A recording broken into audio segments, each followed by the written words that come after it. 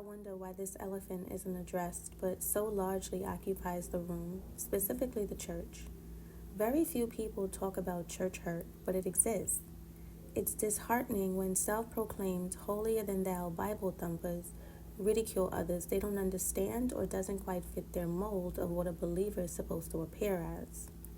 Before I get into the meat and potatoes, I want to preface this by saying I never lead with my own prejudgments because life taught me two things. One, people are limited to the individual experiences. Our perspectives are shaped by our differences, but it doesn't make anyone more right or wrong than the other. And two, I've been misjudged my entire life, so I know what it feels like to be misunderstood based off appearances. Some of you will agree with me.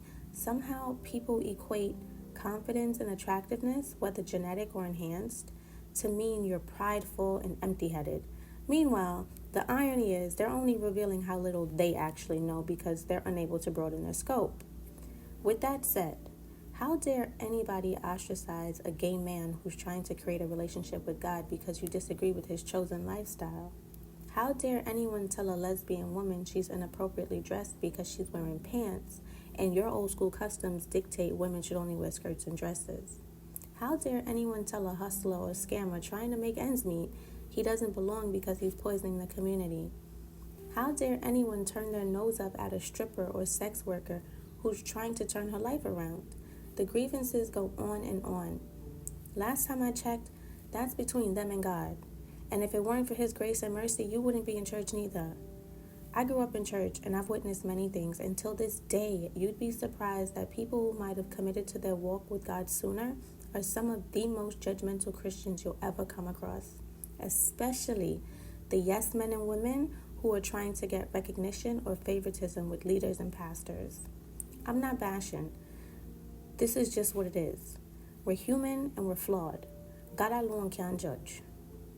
Just as the human body is one and has many parts, limbs, organs, etc., all of us make up one church body, regardless of location, because we share the same belief system and serve one God.